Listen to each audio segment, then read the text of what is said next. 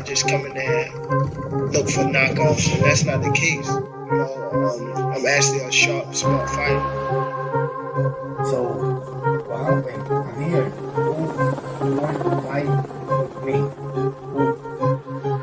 I really don't care who's in front of me. I don't feel like no fighters beat me.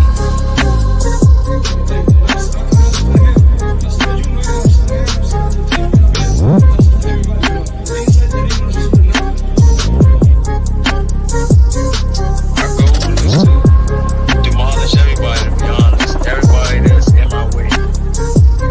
The pinnacle to any weight division is to have all the belts, all of the titles. Body work,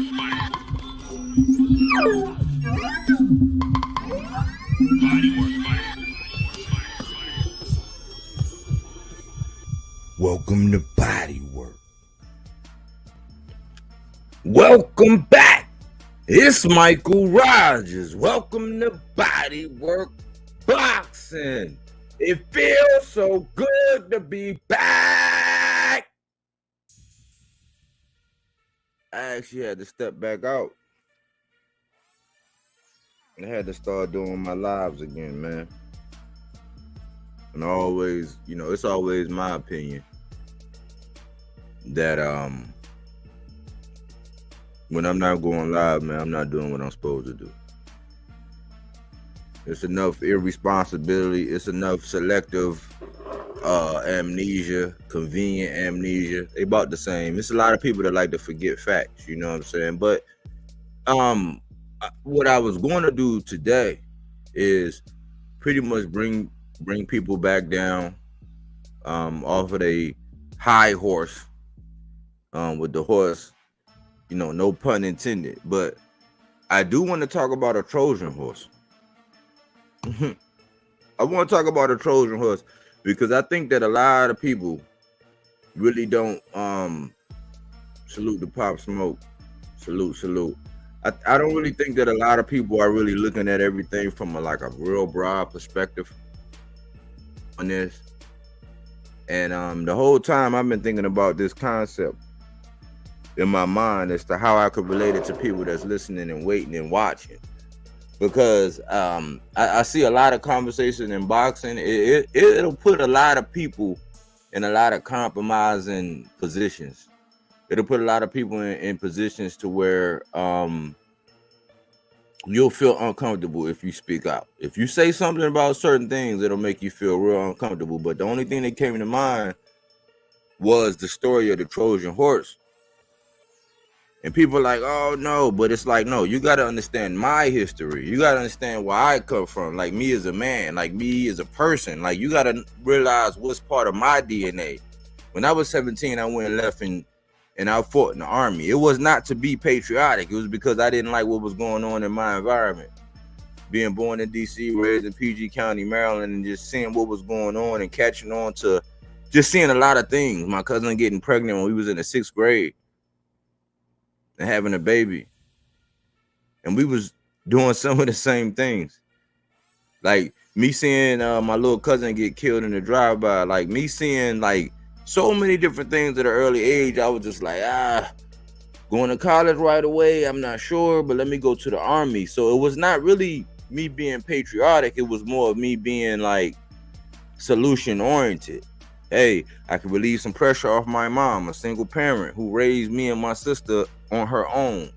Never lacked. We never lacked or went without.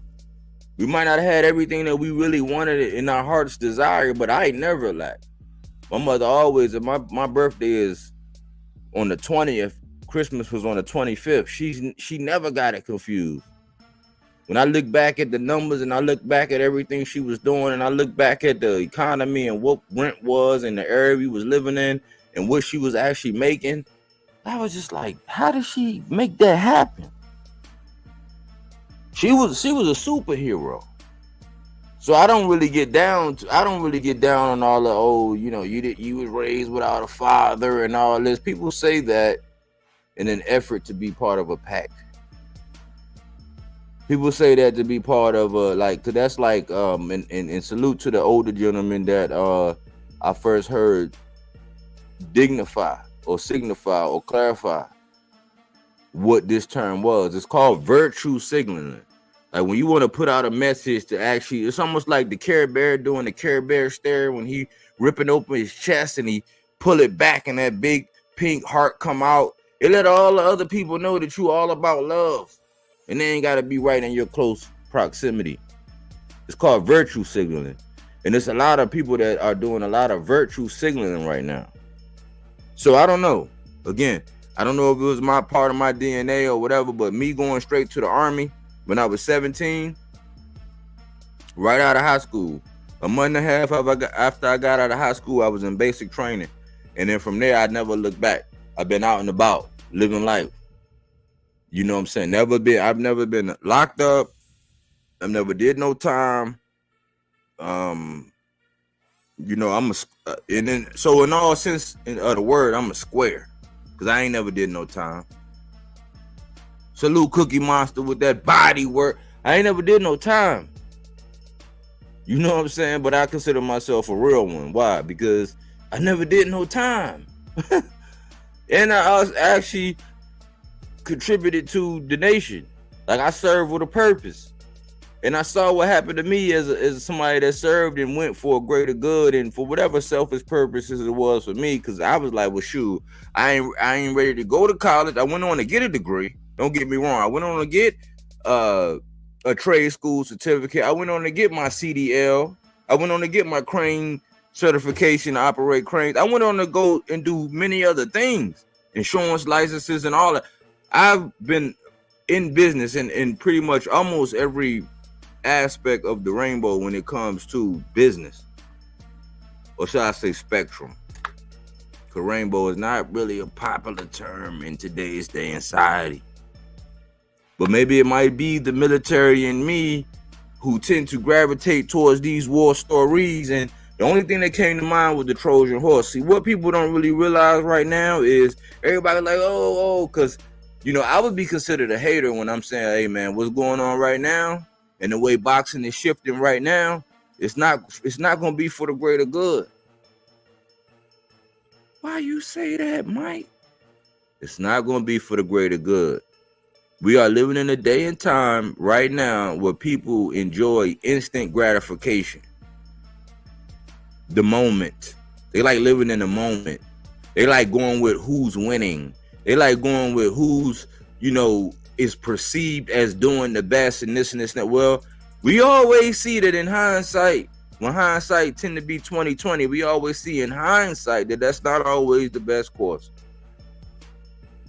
Sometimes you got to take the road less traveled. And me, myself, whether it was my choice or not, I've always prided myself in having taken the steps.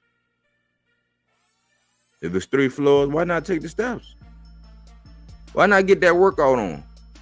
When you pull up at a facility, when you pull up at a bank or a gas station, whatever, why you always looking for the closest? You will ride around for 15, 20, 30 minutes looking for a parking spot where you can park in the furthest distance, get your walk on. Because some of us don't know how to do pushback. Some of us actually need some intervention. Somebody actually need us to be able to say, hey, man, don't you want to be able to look down and see your main apple scrapple? But some of us don't have that. Some of us let that get out of whack. And then be out here trying to tell everybody else what they need to do when they really need to do some pushbacks. But I digress. Militant minded, thinking about this Trojan horse. What do you mean, Mike? It's a Trojan horse going on right now. Like when people don't know their history, they're doomed to repeat it. What are you talking about, Mike? If you listen, I'm going to tell you, right? Everybody is being a sheeple. Everybody like, oh man, like everybody is on bended knee, like Boys to Men saying, for this foreign entity. And I'm not saying I don't see some of the good things. I'm not saying I don't see that I'm not saying that I don't see us getting Bivol and Beterbiev as being a good thing. And then now David Benavidez is getting the winner. I'm not saying I don't see that. I'm not saying that us seeing that Dubois against AJ ain't a good thing. I'm not saying that. I'm saying that's a very good thing. But what we got to understand is that you dudes, you cats that's out here just bumping your gums, running your lips, and unknowingly setting these traps, putting voices to all this bullshit that's going on, you all are ushering in a Trojan horse. A Trojan horse. Like, yeah, you all are the ones that are actually putting the nuts and bolts in the structures. You all are the ones that are standing around cheering for the contracts that allow all of the Walmarts to be built. A lot of people don't really understand what's going on right now, but it's really a Trojan horse. What's going on right now in the sport of boxing is that we're ushering and we're catering ourselves to this guy from another place. AKA, we're outsourcing the work. If you, and we see it going on because everybody's worried about AI. You know, we got people over in Africa concerned about what's going on, and you know, people from China coming in and making their way and building railroad stations and all this stuff on the idea that they're just trying to do good for the people.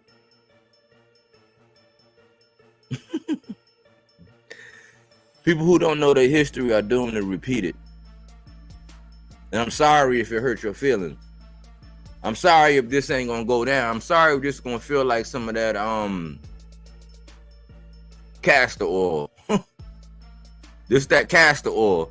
I done graduated from fruits and veggies, and I realized, I say, hey, man, I ain't lost a couple subscribers in a while. So when the last couple times I went live, I'm like, dang, I lost 2. I'm like, dang, I lost 3. I was like, oh, I must be doing my thing. See, because when people say that if you don't got haters, you ain't popping, I was like, dang, if you ain't telling the truth, you need to stop it.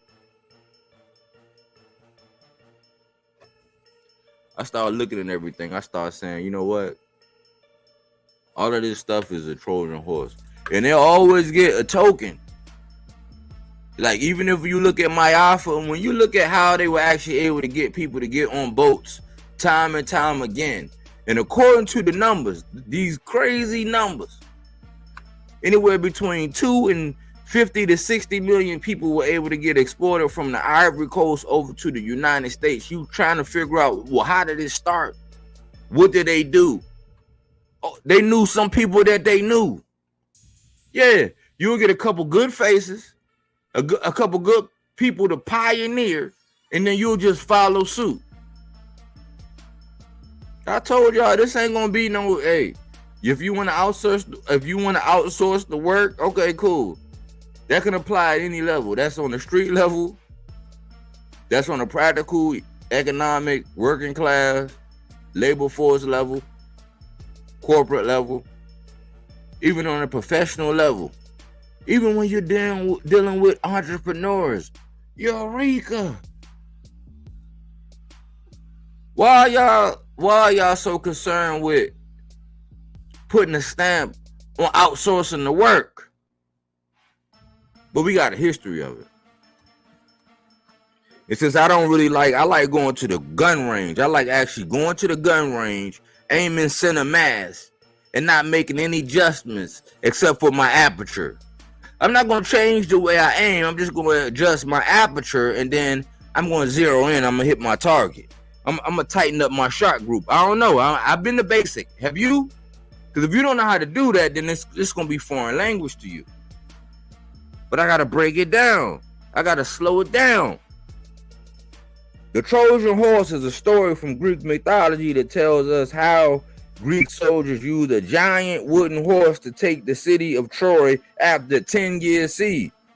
The Greeks pretended to surrender during the Trojan War and leave behind a large hollow horse as an offering to Athena, the goddess of war. The Trojans are convinced by Sinon, a Greek who remained behind, to bring the horse inside the walls.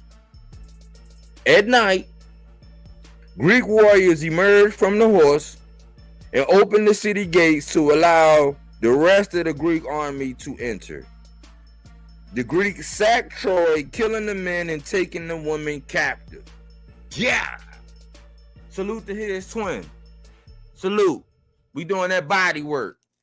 We don't care who in the ring. We doing that body work.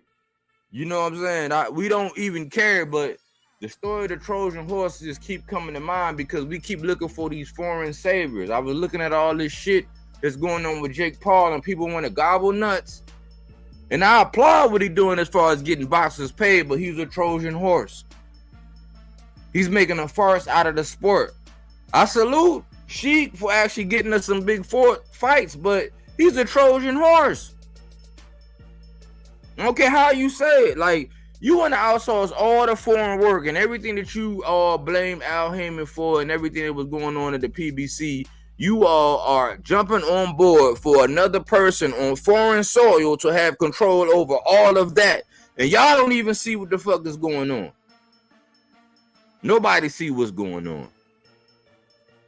I don't know. Maybe I'm just a little bit too American. Maybe I'm just a little bit too patriotic for all of that. But I see and call all of the bullshit. All of the bullshit. It's time for us to stop hopping on bandwagons, man. It's time for us to actually start seeing and actually looking and start playing chess, because you're not looking at your next move as your best move. Not only should your next move be your best move, every move you make should be catered towards the success for the long haul. That's why I think some of my favorite movies involve the long con. Not these fly-by-night, these flash in the pans. We've seen it with Triller. We've seen it with these little flash in the pan companies that come by and blah, blah, blah. And everybody thinking that everything is good up under one roof. Well, how is that working out with Walmart, my guy? Like, when you go up into Walmart, like, yeah, it's convenient that you can go get your produce, you can go get your hair products, you can go get your medication prescribed, you can go get your bottled water, you can grab a couple steaks, some seafood. But how is it working when Walmart has decided that, oh, because everybody has to come here, now we can lower the standard on our products? And yeah, this is going to be another message that ain't going to get the congregation jumping for joy. I'm not going to get a whole lot of donations for this one. But when you go, you tell me, because every time I bring up Walmart, people say, oh, man, like, why do they do this, man? Every time I come in here, I'm waiting in line. People be getting in fights. You look at the quality of food. The quality of food ain't even got to be there. But we stuck in the honeymoon phase. Not realizing that a lot of people that went over there and got that money, they done did some real strange things after they got that money. And when you outsource that stuff to a foreign source and we don't know how they test it, we don't even know what kind of drug testing is going on, we don't know whatever, you know what I'm saying? But when you outsource that to a foreign entity, you do realize that when you put all your eggs in that basket, and it's not over here, and it's not over here where the mecca of boxing is, where boxing happens and where, you know, where it was really controlled, you really do know that from the up and coming amateurs, they don't know what's going on as far as the amateurs. They have no vested interest in our economy. They have a vested interest in their interests. They have a vested interest in how they look, how they're perceived. And it's going to be a honeymoon period. We deal with that in the relationships. We deal with that with jobs. When you first go on board, everything is, oh, man, it's good, it's great. Oh, man, dang, I couldn't ask for. Wait a little bit. See what happened. But like I said, people who don't know their history are doomed to repeat it. So right now, what they're doing is they're using Terrence Bud Crawford, a figurehead, and they're getting everybody on board because of the cachet that he actually has.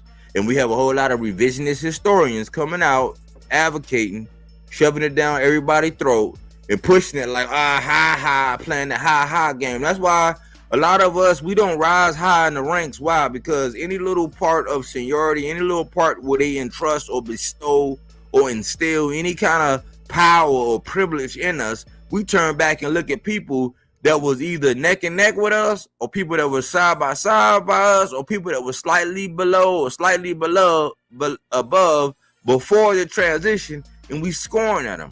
We look down on them.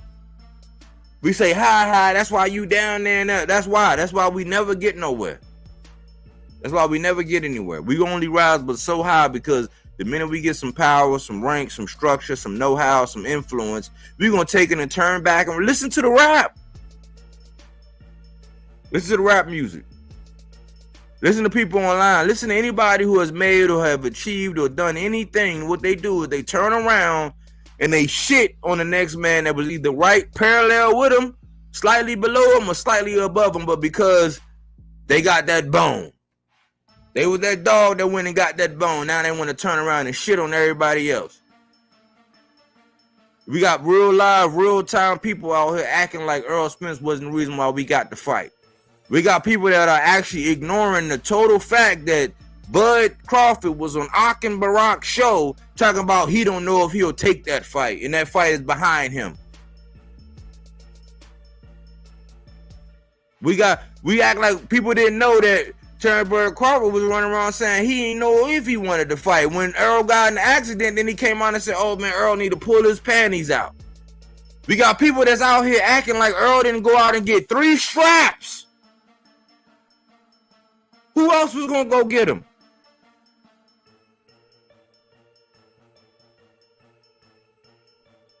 We got people that's out here denying what Earl Spence was as a fighter. But they'll use Earl to justify the legitimacy of, oh, look at it, what he did to Earl. But in the same breath say that Earl ain't shit. It's like two things can't be true at the same time. Especially when, like, days before,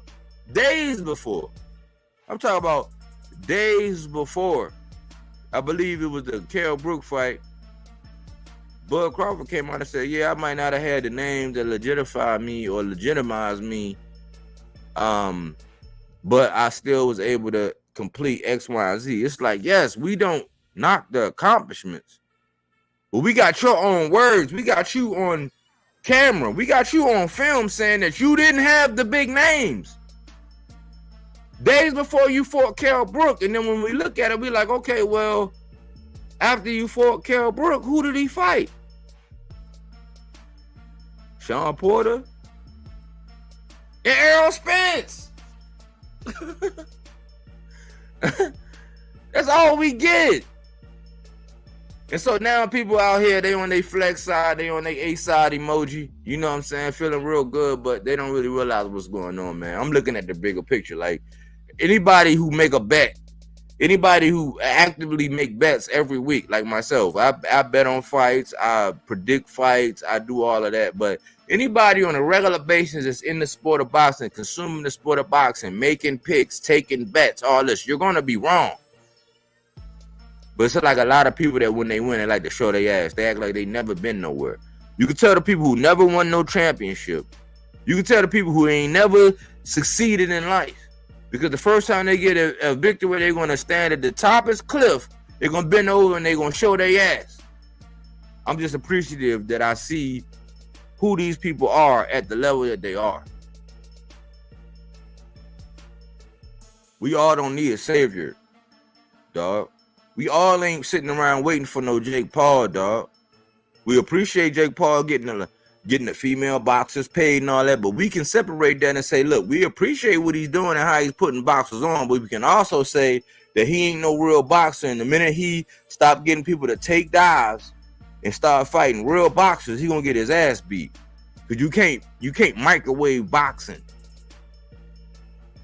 You can't microwave it. There's no way to do that. You can't speed it up. That's the whole truth about boxing. That's why skin color don't matter. Nationality don't matter. Like, heritage don't matter. Like, when you get inside that ring and you gloved up and you got a swing, like, none of that shit matters. Unless it goes to the scorecards and politics get involved. That's it.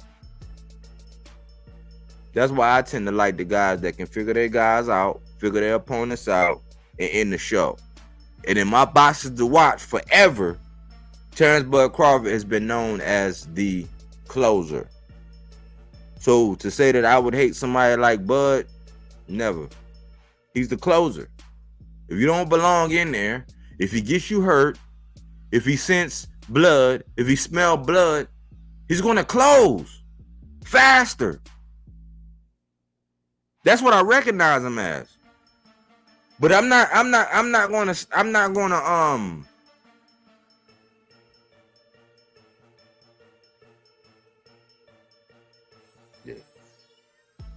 Bug and stop Canelo. You might well not even type in my comment section.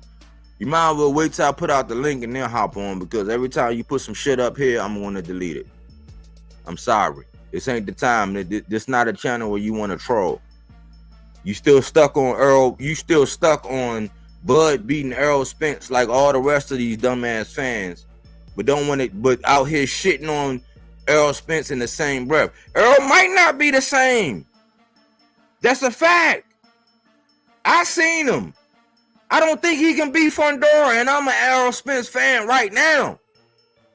I say he done right now as an Errol Spence fan. I say that. Looking at him training, listening to the shit that happened with him and Derrick James, I'm not pleased at all. But just because I'm not pleased at all with Earl right now, I'm not pleased that he got in the ring, I'm not pleased with the verdict of that fight, that don't mean I'm going to sit up here and rewrite history. All right, man, that's the second strike. That's the second strike. You might as well wait, because the next one I see that pop up, you gonna get banned, homie. You can go to some of these bigger channels and put that shit in there, but it's not gonna work. You can wait and get this work when I put this link out, if that's what you want to do. But if you put another comment in the section, I'm gonna delete it and ban you, homie. You got to go back to using the Ashley Larry or whatever acronym you want to use, or however you want to hide or whatever, because this the internet. Nobody got time to play no games with you. But I seen so much disrespect. I hear so much disrespect, so much goalpost moving. Now all of a sudden, because he's getting $20 million and because Majimov got a belt and all this, the goalposts get moved when all actuality, the dude left Spence at the altar, dog. He left him at the altar. And he was prophetic when he said they're going to say he was too weak. He was too weak. Earl was out there fucking off. Some of us say, well, goddamn, if somebody get in the ring and you knock their ass out and they wasn't on their A game, that's their fault. That's what some of the fans like myself are saying. I'm saying that, hey, I give Bud full credit for what he did to Spence. Spence ain't have no business getting in there like that.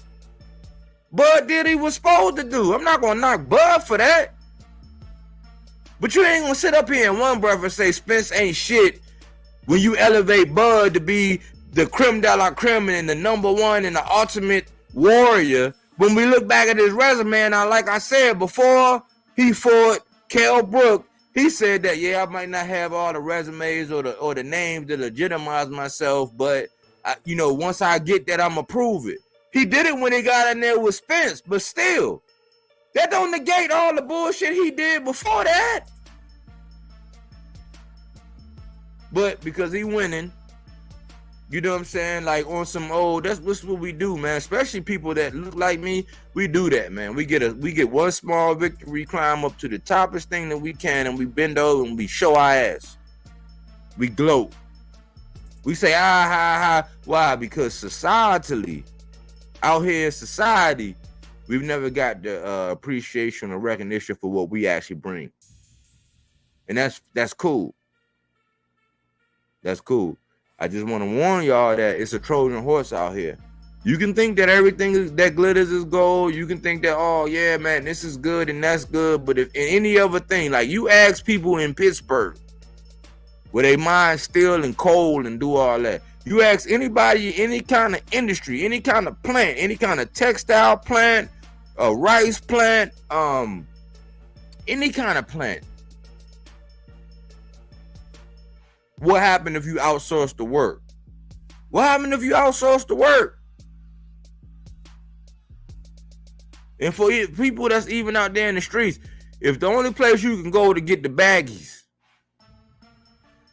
if the only place you can go to get the baking soda, if the only place you can go to get the pots, if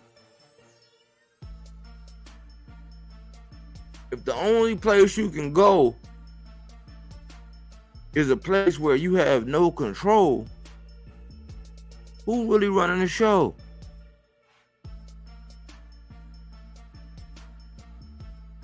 And I gotta remind you, man, like, I'm a big movie buff. I know it's a lot of people that's movie buffs. It's a large channel with a main guy. He's a real big movie buff. And I would say, man, I would say this probably like a love-hate or extreme pleasure, extreme pain type thing. Where it's like, man, I'll be all the way on board with the interviews, like the everything. But then when they come to other things, I'll be like, man, that's bullshit, man. You can't use it to do that now. You can't tear this guy down for that now. You can't act like he ain't shit after that now. I'm a realist though. I think practical. I'm not a star. How Rick Ross said, I'm not a star.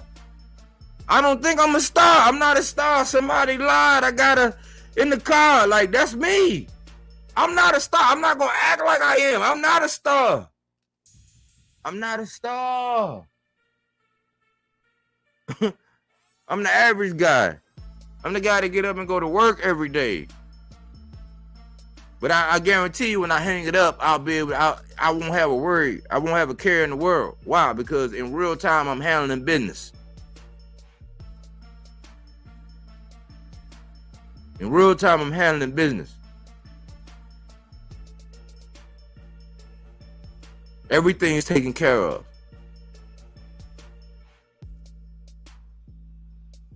I don't think a lot of people really realize that.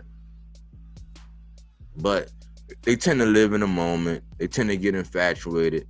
They tend to be bandwagon fans. Mike, why you say that? If you listen, I'm going to tell you, right? When we look at the landscape of boxing right now, and we start looking at Canelo Alvarez, who people say he's the face of boxing. And then when we look at Terrence Bud Crawford, and we say that people say that he's number one pound for pound. And then when we look at Lomachenko, we say that, oh man, he's a first ballot Hall of Famer, oh blah blah blah blah blah. All three of those things are true. Yeah, bodywork boxing. I just confirmed that all three of those things are true. So let me say it again.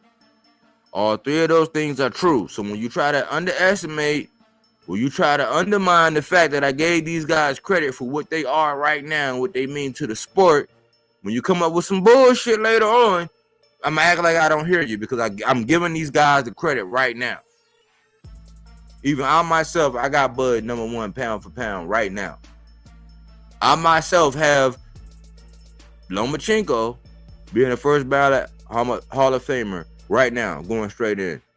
I myself right now, classifying all things included, I have to recognize Canelo Alvarez as the face of boxing right now. Is he the best fighter in boxing right now? No. And anybody who knows me knows that I believe that that's Tank Davis, who is closely embarking on being. I think that he is the face. People have not recognized it, but I have to recognize Canelo as that. Why? Because of how everybody just get enamored and Google-eyed, and he can just say whatever. He can tell you to get on your knee pads and say, ah, and people are like, ah. Like, I have to say that that's what it is. Because they'll forget his past transgressions. They won't bring up his rehydration and this, and that. They won't bring up his PED use and all this. But it's crazy how Benavidez, he's still getting knocked right now to his day for his PED use and the cocaine. To this day. Even though Canelo had PED use in his time.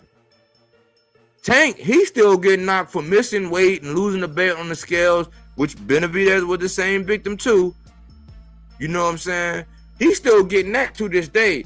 And I used to be very hard on David Benavidez, and then I finally dawned on me and said, well, how long are we going to hold that against David Benavidez?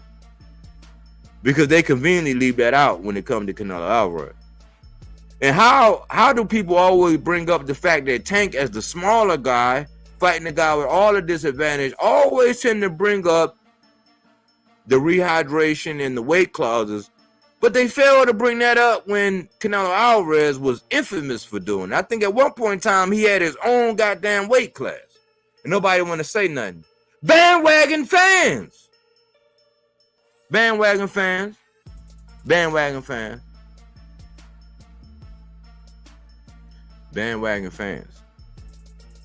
I think if Dwayne The Rock Johnson, Canelo Alvarez, and I guess until proven otherwise, and even though he's not my guy, I guess somebody like Kevin Hart, if they all came out and said that the sky was purple, people gonna be like, yeah, the sky is purple. Knowing goddamn well it's orange or yellow or some shit like that. That's just where we at right now. That's where we at right now. So it's a Trojan horse. I don't think people are taking this thing out 2 and 3 and 4 steps out and not looking at the bigger picture. They just want to outsource the work. It's like, all right, my guy, outsource the work. Keep putting all your eggs in that basket. But remember, when y'all was shitting on Al Heyman for having all these fighters and not keeping them active, all y'all are really doing in the grand scheme of things is y'all just shifting all of that over to somebody who y'all believe has more power, more influence, but it's a foreign source. So what happened when that foreign source, what happened if something happened to him? He said they have health issues. So when something happened to him and don't quite buy into his vision the way it is, but they got control over it, what's going to happen? Because we seen when Cameron Duncan, when Cameron Duncan, he had Brandon Lee, he had Jerome Boots Ennis. When he passed and something happened, but he had control over them two guys, what were we saying? What are we saying now? But I noticed that people will praise Eddie Hearn, who over there with Matchroom and Golden Boy. People will praise Bob Arum, who done had 4 reign over Top Rank. Pretty much, if it's a WBO, you know that Bob pretty much got control. Let's stop playing. Now people praising Sheik. But people shitted on people. Anytime you bring up Floyd, they'll shit on him. Anytime people bring up Al, they'll shit on him. And I'm like, what's the common denominator?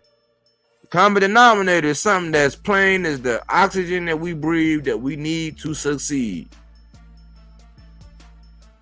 And it's a lot of us that got a whole lot of self-hate shit in it. Unless you can group and identify and piggyback and jump on and ride a wave or get on the bandwagon of this at this point in time, you know what I'm saying? You don't even see what the fuck is going on. And a lot of this shit is inherent in us. It's just like this whole light skin, dark skin shit. But what I'm seeing now is we need love a savior. Oh man, Jake Paul and MVP just put it in my mouth like Akinelli. No Diddy. Sheik, just bend me over. Just, yeah, I'll take it. I'll send it. I'll do it. I want to be a part. I want to be down like Brandon. Y'all just ready to run. That's why you got to watch who around you. You got to walk circumspect. You got to ask people 3 and 4 and 5 and 6 and 7 and 8 and 9 times. Well, what's going on with this? Why you doing that? Why you doing that? Oh, nah, cool. You got to be willing to hold out. Hold off. Stand back. Take your time. Because the way people are actually endorsing these business moves and how they so quickly to bend over or get on their knees and say, you gotta watch. You gotta watch them. They'll do anything for money. Anything for money. Anything for money. Like when I heard, listen,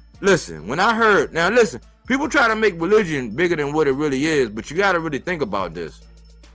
You got to really think about this for everybody that really want to be deep thinkers. They really think they know some shit when they really don't know shit. Bud Crawford asked Andre Ward. He said, if you were offered $100 million to come back,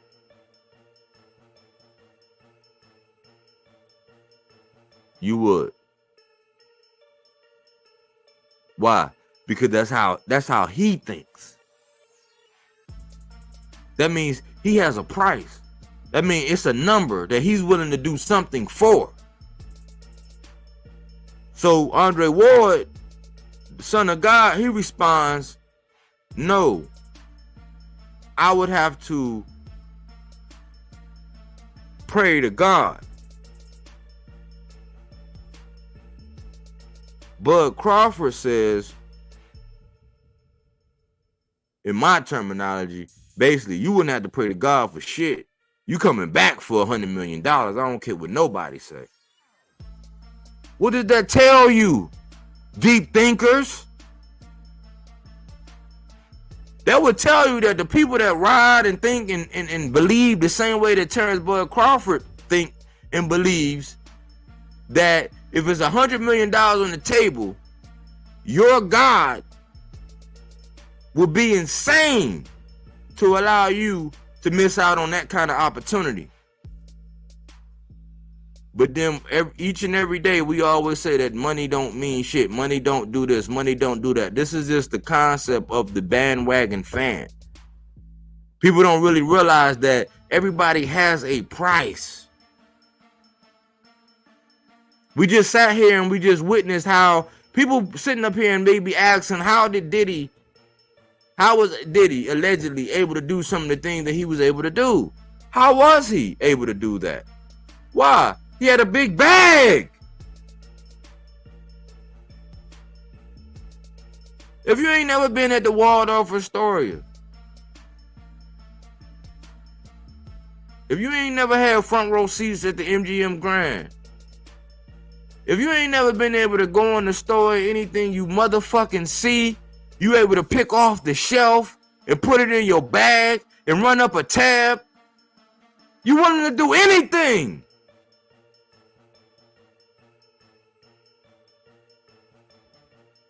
I'm gonna say this, and I hate that I gotta actually put this out and make it public record, but it's Friday at 5:14 on July 26th. Everybody don't have a price, dog. Like, I don't know. I think somebody might need to retweet this. Friday, 5:14, July 26th, 2024. You gotta realize, everybody don't have a price.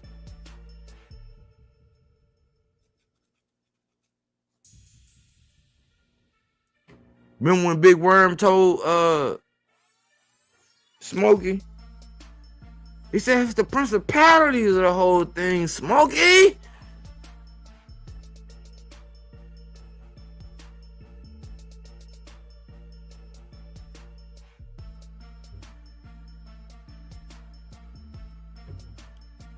Bud gonna stop Canelo. So he never give me credit. So Bud gonna stop Canelo. He never give me credit for being one of the pioneers of actually promoting and building up Sabril Matias. But the first minute he lose, which is really the black Puerto Rican, the first time he lose, that's the first thing he in here bragging about. That's why I told you, man, we ain't shit. We ain't shit. We'll celebrate when we lose and then jump a bandwagon, take a bag and do some shit and sell ourselves to some foreign motherfuckers for next to nothing. That's Bud Stops Canelo 101 right there. That's how we are. We morally bankrupt. And you put a price tag, if you put a bag, if the bag is big enough, man, I'm telling you, it's so scary that in 2024, if the bag is big enough, people will say or do anything. And they let you know your price. It used to be to where the price was elusive. It used to be to where if you were sitting back looking at everything, you would sit back and think, well, dang, how much would it take for them to do this and this and that? Now you ain't gotta know. Now they telling you online.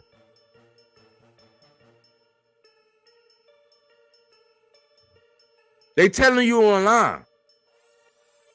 Salute Koki. What Koki say? Bud gonna stop Canelo. I ain't go nowhere. Matias lost. He didn't get dominated. Power went to war and had to go to the hospital. Bud, you still a kid who has 0 amateur fights. Yeah, I seen some footage of Koki, man. Koki, he do more than just box. Like he kind of well rounded. So But all I'm really here to tell y'all, man, is that, look, man, if you have a victory, if your guy has a victory, if your guy wins, if your guy does some Herculean task, take pride and joy in him winning. Take pride and joy in your guy winning. But you also have to have the class as if you've been somewhere before, as if you won some shit before.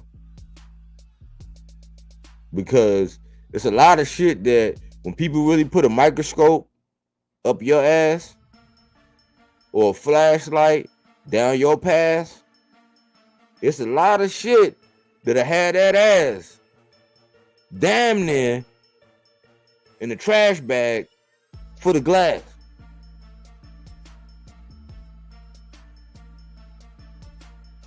You know what I'm saying? Like, you just gotta realize that, listen, man, if you weren't as loud when your guy was out there fucking up and doing shit that didn't make no sense, like when he was on Akin Barak saying, oh man, that fight's beneath me and I don't know if I'll take that fight, even if it was this and this and that, he didn't. And then when you actually have to consider that if it wasn't for Errol Spence, that fight would have never happened. And Errol Spence gave up way more than what he should have. But you'll take credit for Errol Spence being dumb and this and that when all Errol Spence really wanted was undisputed. And the nigga had 3 straps. Just to turn around. Give Bud all the praise for beating Earl and still say that Earl ain't shit and still don't put no respect on his name. He might be washed right now. 2 things can be true at the same time. But it's ridiculous, man. Stop tooting that butt up. Because you're only going to go so far. Why? Because once you really realize what it's really going to take for you to really be on the inside, on the very, very inside. I'm talking about in there where the uterus is. Right now, you just some walls. Right now, you just some walls getting penetrated. But if you really trying to get all the way on the inside where the uterus is, you ain't gonna be willing to take. You ain't gonna be willing to do what they want you to do for the price of that bag. You gotta play checkers. If that's where you want to land, you gotta play chess. If you want to keep your dignity, be able to come out rain, sleet, or snow, regardless of what happens. But it's always really embarrassing to me when people get out here and they show their ass because they made one pick right. They've been wrong about a whole bunch of different shit, but it's about out of 7 fights, they made one pick right, and because they made that one pick right, now they can stand up and act like they holier than thou. Stop that bullshit, man. You showing your ass, you know what I'm saying? And some of the seniors, the elders, the village council is like, nah, B. Nah.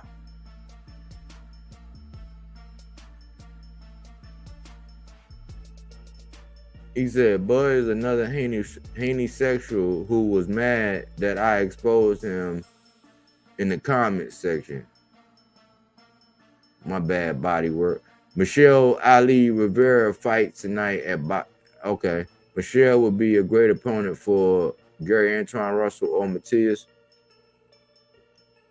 It's mixed views and opinions on that, man. As far as Michelle, I thought he was a better boxer than what he was. But I just find it odd right now that this is the litmus test. This is the litmus test, right? If you have nothing negative to say about Bud right now because, A, he's doing it for $20 million, he's getting a belt, and because he's moving up a weight class, that's your justification. You have nothing to say about Canelo Alvarez when he's fighting Edgar Berlanga. You know, who he built himself to a certain extent, but we can name about 4 or 5 different people that are more qualified for a Canelo fight than Edgar Berlanga. But because you're Puerto Rican, you justify, which I don't knock. If you're an Edgar Berlanga fan and you're happy for him getting the bag, getting the opportunity, having a shot, you don't knock it. Like I don't knock it, but see, this is what these bandwagon fans are how you do. These bandwagon fans are actually make you seem like you actually hate a guy when you don't. When you really just keep it in the buck on them, and they can't, because they need it to survive. That's really what it is. Edgar Berlanga is not. He doesn't deserve a shot. And everybody say, you see these hindsight 2020s. When David Benavidez finally figure out, like, oh shit, I'm never gonna get that fight. Then he go jump and he stand in the Beterbiev-Bivol line. People say, oh, look at him. He was right there. He could have had it. That's the same shit they say about Boots and Bud. Go figure. Don't try to find an ironic. That's the same shit they say about Boots. But Boots got out of line, man. All he had to do was just stay there. That's the same shit people are saying about David Benavidez. Only David Benavidez has decided that, hey, I'm next for the Beterbiev-Bivol fight. So when they fight, I got next. And Boots say, listen, I'm getting ready to conquer 147 and then move up. You know what they said about Boots when he finally said, all right, cool. So the Josh Normans, the Montes Stallions, the Mario Barrios, and whatever's in between, I'm going to go ahead and do that and then move up to 54. You know what they said? Oh, man, he ain't really want Bud. That just goes to show he ain't really want Bud. Those hindsighted 2020s, those bandwagon ass fans is going to make up shit to make their mans look good. And this is coming from a guy that I'm not a Boots fan. I'm not a Boots only fan.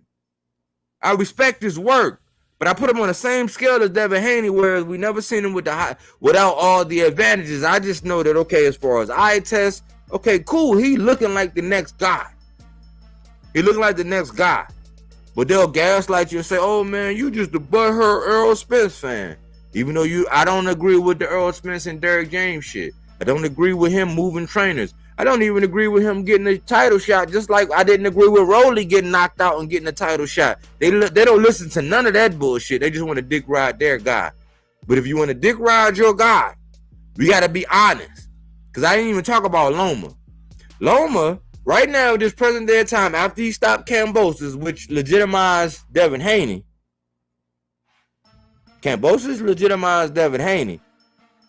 He get all the credit for stopping Kambosos in 11th, when Devin Haney went 24 rounds. So people will hike that up just to shit on Devin Haney for Devin Haney going 24 rounds, hike Loma up for stopping him at this day and time, and then justify him walking off from a Tank fight right now, and justify that Tank ducked the man for 7 years when that couldn't be further from the truth, because Bob wasn't making them kind of fights at the point in time.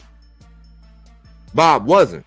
When you look at the tournament, when you look at where the belts were the whole time, the belts been under the WBO, when they be saying that acronym, whatever Bob orders, was under Bob's control the whole time.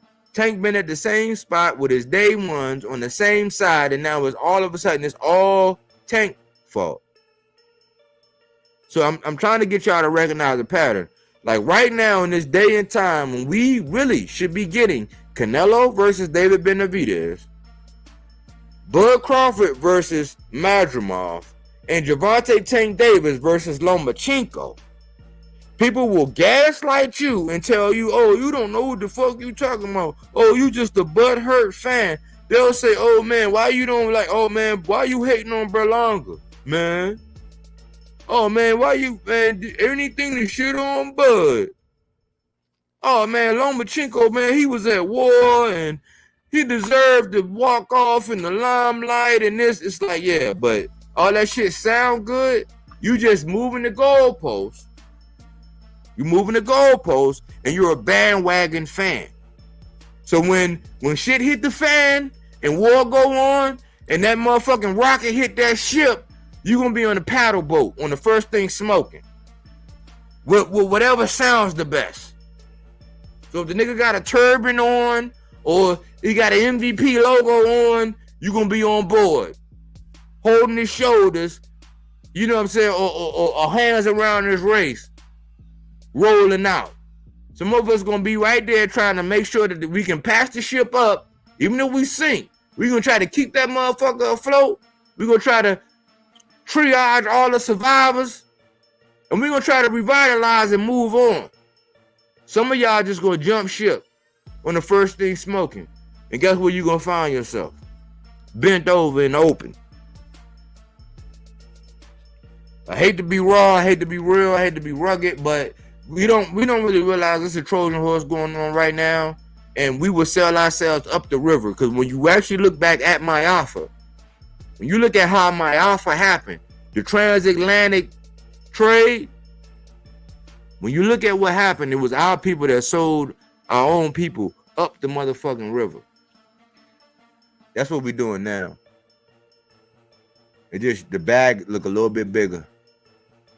There's people right now that'll hear all that stuff and all that story of the music mogul like Sean P. Diddy did allegedly, and they still want to go into the music business right now instead of getting online and putting out a single today. Getting back in the lab tonight and then putting out a single tomorrow. Why? Because they looking for saviors. They're looking for people that's going to say, oh, man, you worked all your life. Here's your final opportunity. Here's your bag. This is all I need you to do. Saviors. Like Jake Paul and Turkey. Now, I just told you the good things that they're doing. But I'm trying to tell you, your brother, man, will sell your ass up the river for a bag. And it's not going to get the choir jumping for joy. It's not going to get, because it's a lot of popular voices out here pulling coattails, meat riding, you know what I'm saying, glazing, putting on knee pads, saying lipstick, you know what I'm saying, busting it all the way open, tooting it all the way up for these guys because, there's a bag involved. Well, some of us ain't no bag. It ain't no bag big enough to get us to do certain shit. And some of us look at the long haul. We don't think about instant gratification. If you know anything, man, if you had to create it or build it in a microwave versus in a crock pot, when it comes down to the taste, the flavor, the quality, you gonna crock pot that thing each and every day.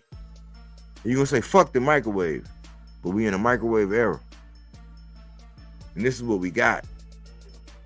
And just because it look good, taste good, feel good, smell good, that's how they get you in that van. How you think people be going missing? They come up, they pull up. Oh man, you want some ice cream? Ice cream trucks. They pull up. People get missing. Because it smell good. It's sweet. It sound good.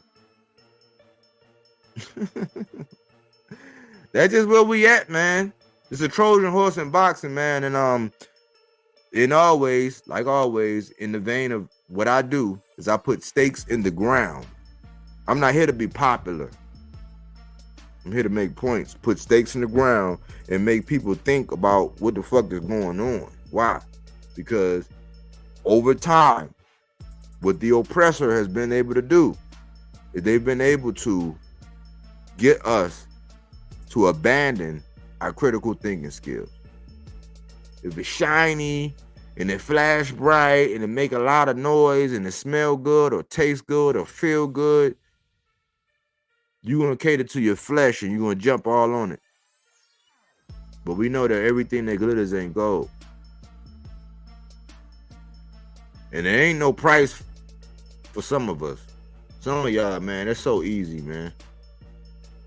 Some of us, man, you can be right there side by side on the biggest platform. All somebody gotta do is throw some fat enough yams your way. You distracted, you off, you set up, you done with some yams. All somebody gotta do is send some yams your way. All somebody gotta do is just present a big enough opportunity for a big enough bag and you're done. Because you don't think. You mindless robots.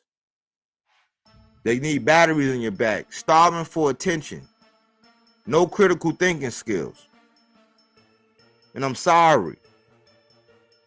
But that wouldn't be me if I didn't tell myself sometimes some people need to be broken down so they can build themselves up. Because your homie ain't gonna tell you. So don't get mad at me for telling you, hey, Holmes, you got a booger in your nose. Hey, Holmes, you got toilet paper on your shoe. Hey, Holmes, you got your goggles on backwards. Hey, Holmes, you only thinking about the first and the second step. You ain't thinking about step 7 or 8.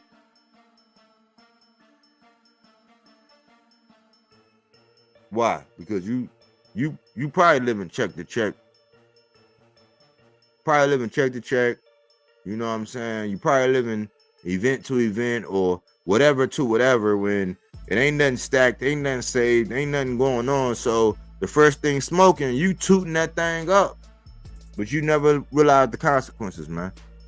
So my question to you all, my question to everybody that's out there listening is, have you evaluated and really looked at everything?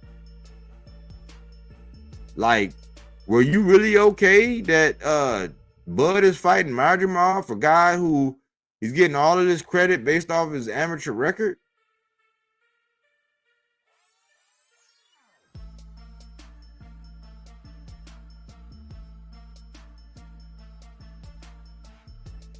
Have you asked yourself, like, why are we giving Marjamal so much credit? Like, and what other champion, as far as belt and legitimacy, like when we actually look at it, like what other champion will we actually give the same credit or we allow the same grace to be able to go and do that? You're gonna bend over because it's Bud?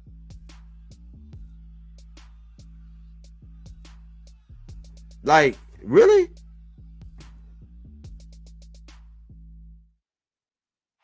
When you look at the resume, when there are things, there are clips, there are voice clips, there's history between him and Spence to where Bud was totally in the wrong leading up to that fight. But Spence, his name get tarnished and trashed, but the only thing that legitimized Bud was a win over Spence. You can't have it both ways, man. And you can't, just because he won, you can't act like history didn't exist.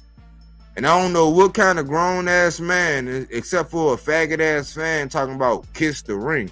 Kiss the ring of who? Kiss whose ring? Kiss what? If this how we coming, man. If this how we coming, this how we coming, man. But I'm not kissing shit. And I'm telling y'all, it's a Trojan horse. Y'all need to think about the long haul, not this instant gratification that we living in this era that we in. Cause it ain't what you think. But you all see. You all see. This ain't gonna be, I already knew this ain't gonna be them that, you know, what everybody wanted, but I just want everybody to keep the same energy. I want everybody to keep the same energy. What you standing on right now, what you been standing on for today, yesterday, tomorrow, what you standing on right now, just keep that same energy. Keep it. Keep that same energy. You know what I'm saying? Keep that same energy.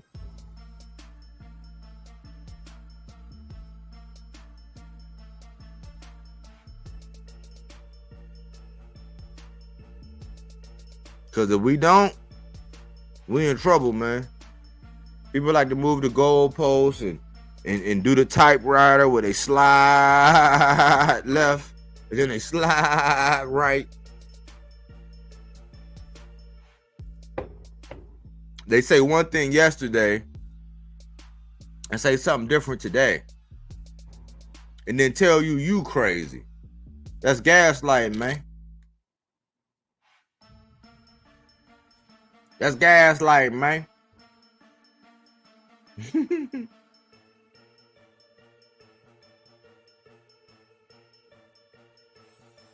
And then when you spitting the truth, what they say?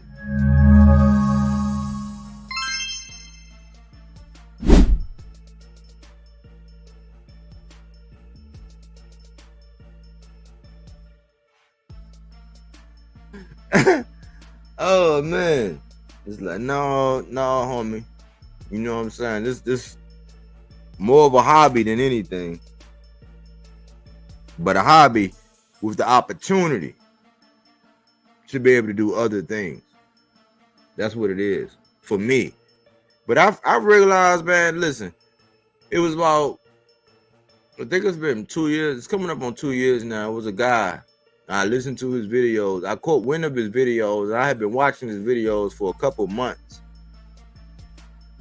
And then when I realized, I said, man, this dude be like, he in the same vein. He's saying and doing the same thing that I was doing.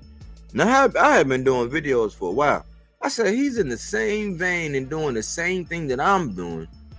And then right when I was just about to like reach out to him and say, hey, man, I support you. I had already like did whatever I could, whether I liked, like I subscribed, I liked, I was sharing. I was putting the message out there when I heard what he was saying. By the time I realized who he was and what he was putting out, the man had already passed. I think he had passed like 2 months before. I think I had been watching him for 6 months, and by the time I said, let me reach out to the brother and make sure that he know that he got this. I mean, outside of the comments and all this, by the time I had it in my mind to do that, the brother had already passed. The brother had already passed.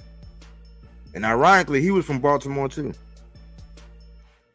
Even though I'm not from Baltimore, but he was in Baltimore doing content from Baltimore, frying a whole group of people. And people like to gaslight, man. They actually like to incorporate you in a broad scheme. And they'll catch you up in the broad scheme, knowing that you don't agree with the broad strokes of what people say. You just disagree with this one thing. But they'll lump you in that category and dismiss what you got going and what you're saying. All I want y'all to realize is that it's a new day and time, man. You got to look at how people are moving. You got to look at, like, when you look at, and I don't know why I won't upload my thumbnail for these. That's why I say YouTube is funny, man. They'll shadow ban you. You know, videos that usually, because my videos, there ain't no reason why my videos ain't getting the same amount of views. It ain't no reason other than they'll taper you. And when you start talking too much truth, yeah, you'll get tapered down. You'll get restricted. They'll make sure that the algorithm ain't, you know what I'm saying, you ain't gonna be popping, you know what I'm saying, out there. So you're gonna have your ups and downs. My whole thing is, as long as you remain solvent, as long as you remain like credible, as long as you rest on your own laurels, as long as you keep that same energy and you stand on your own too, the way you do with everybody else, as long as you go with everybody that you talk about with that same conviction, those same set of rules, don't change. Don't change, don't omit, don't lie, don't withhold. Be the same. That's all I'm asking. And if you make a mistake, like, yeah, man, he was tripping on that. But don't act like, don't try to gaslight people, because when your girl do it to you, or your boss at work do it to you, now you want to cry and play like a victim when you are carrying out the very thing that you despise on a regular basis. That's all I'm asking, man. Let's just keep it 100 on this boxing talk. Let's just keep it 100 that if you don't have any, right now, at this day and time, if you don't have anything bad to say about Canelo, if you don't have anything bad to say about Bud, if you don't have anything bad to say about Lomachenko, when you look at the level of opposition and where they at and how people herald them and hold them up as far as being the standards in boxing, right now, if you don't have any of those, I don't know what to tell you, man.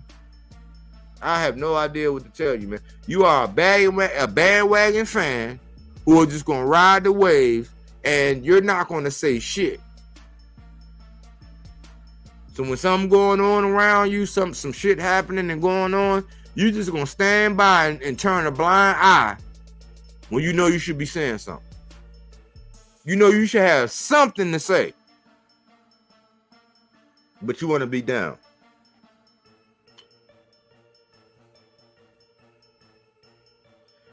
It's food for thought, man. Let's just keep the same energy. And let's think about this Trojan horse, man, because we thinking about what looks good now.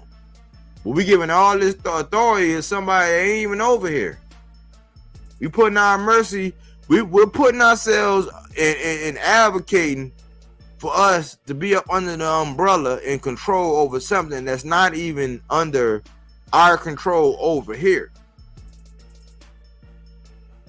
And you're talking about it's for the greater good of the sport.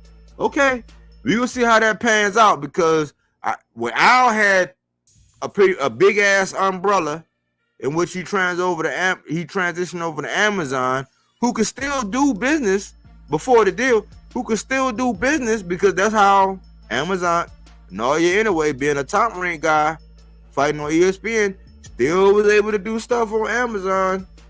They already seen the metrics of how that worked. So it was already there. I had already been saying that can't nobody duck at this point. I already said beforehand when I first learned, when Bob first came out and said, hey, look, man, the whole Amazon deal with PBC is a good thing as long as they don't make everything pay-per-view.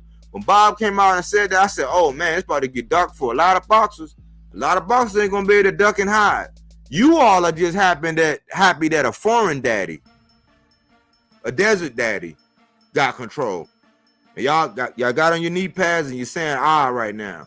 You're not looking 7, 8, 9, 10, 11, 12 steps down the road. You're just looking for that instant gratification, and because you can ride the wave, you can get that super chat, you can get people to think that you're forward pushing and you're on the move. You're not even thinking about how this shit going to affect us in the long haul. They already said the man had health issues.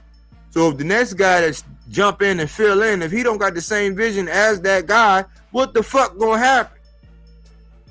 And you still at the mercy of somebody that ain't over here. At the end of the day, he don't got our best interest in mind. So fall in love with that honeymoon stage, with this honeymoon period, and get all you can get. But I hopefully, you don't have to compromise yourself in the process. Hopefully, people won't figure out what your number is. Because when you look at that movie Hostel, when you look at all the people from over here that want to go over there and visit the caves and see what they did over there in Egypt and see what the writings on the wall and all that, they're subject and they're at the mercy of somebody able to usher and chauffeur them over to somewhere else. When most of the time, when we see and everything we look at it like, it's the person that you think, oh man, he's good. Oh, this is the ferry. Oh, this is the cab. Oh, this is the person that's going to transition us. This is the pilot. This is the sailor. This is the person that's going to usher us over here, over there. Why? Your defenses are relaxed. You're not thinking about anything. You're just like, oh yeah, I'm just going to get in this Uber. I'm just going to go over there. But what if the Uber? Because we've seen stories about that, right?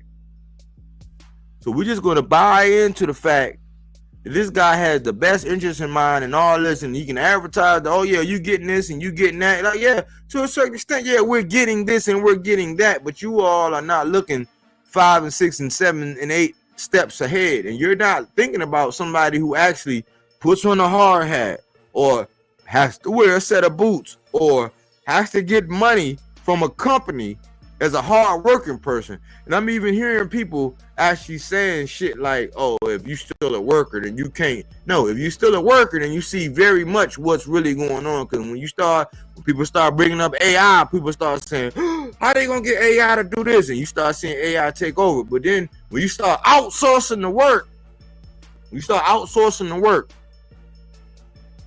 because people will understand that on the street level.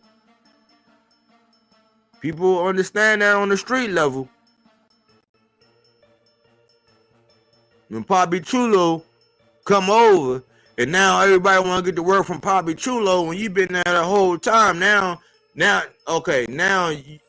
you speak English. Now you understand. Now you comprehend. Motherfucker put a turban on and come over and speak sweet nothings in your ear. Now you ready to toot it up and you ready to go over. Okay, cool. Let's see how this ride out. But remember, this is fact-based content. This is them fruits and veggies, not that Reggie. So we're gonna see how this play out. So you can laugh and hee and ha because your fighter got a victory over this fighter. But we're gonna see in about 5 to 6 to 7 I would say 5. No, I would even say we're gonna see how this shit work out over the next 3 years. And when people start being hindsight is 2020 is when it don't quite work, when you don't quite see that the fact that if you outsource the work to everybody over here in the United States, then it's a lot of venues, it's a lot of places, it's a lot of shit that's gonna go down. Unless Turkey say it's cool. I don't know, man. I like to play chess, not checkers. I don't like to be emotional. I like to be thought-provoking. But I see that a lot of people, man, once they win, once they get a small little victory, they gonna get up and they gonna show their ass. They gonna spend, they gonna pop champagne. They just gonna show their whole ass. You know what I'm saying? And I'm like, okay, cool. No harm, no foul. We all make mistakes. Just know that when you toot that butt up and you accept that price and you say, okay, cool, this is my number and I'm willing to sell out for this, be willing to deal with the consequences once you figure out that you was dead wrong. So laugh now, like they say, you're gonna cry later. Trust me. I seen the movie, man. I seen this movie 1,000 times, but trust me, laugh now, you're gonna cry later. And I know this ain't gonna get the congregation jumping for joy. You know what I'm saying? This ain't gonna get a lot of extra ones in the collection plate, but bodywork ain't got no price. And bodywork play chess, not checkers. And bodywork can actually say, hey man, all three of these guys, Canelo, Bud, Lomachenko, Hall of Famers. They're gonna go on to do big and bad things. Nobody can take away or shit on anything that they was able to do as far as what they've been able to show and what they've been able to prove. But as far as their behavior at this day and time, along with the opponents that they're facing at this day and time, and the activity and the behavior and how they're able to justify it at this day and time, if you don't have shit to say about that, you are a bandwagon fan.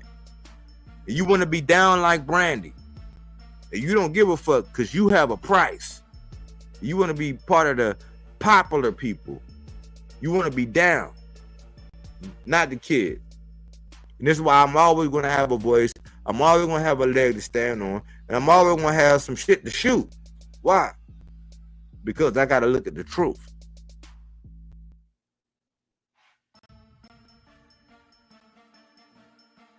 Food for thought, man. Let's look at this Trojan horse that's coming in, man. Let's just sit back, man. I'm going to sit back, man. I'm going to smoke my black and mild. I'm going to do content on who I need to do content on. And I'm going to keep putting stakes in the ground, man, because you can't come over and wave no dollar in my face or toot over or get me that. No. And then I'm just going to change my ways. Nah, that's not going to happen, man. But I thank everybody who come out and listen to me, who tune in. And remember, this is them fruits and veggies, not that Reggie. You know what I'm saying? We look at things circumspectly. You know, we don't microwave our research. We actually get down. We don't cook with manufactured meat. Motherfuckers be getting up there talking about when such and such beat such and such. If somebody got a call in and be like, oh no, that fight never happened, whatever. And they're like, oh, he didn't fight. It's like, yeah, but it's a lot of people that be shooting from the hip. They acting like no, they be knowing what the fuck they talking about, and they don't know shit. They just trying to be down like Brandy. But who am I, man? I'm just your 9-to-5 guy who happen to be a fan, who gonna call it straight down the middle, who gonna give everybody they credit and they praise when it's due, and their fair criticisms when it's due as well. Anyways, thanks for tuning in here with Bodywork Boxing. But we don't take things for face value. We do that body work. He didn't want to box. He wanted to actually prove that he could punch with you. He was like, what the fuck is this nigga? Right? Oh, okay. You want to go to sleep. You tired. Welcome to Bodywork.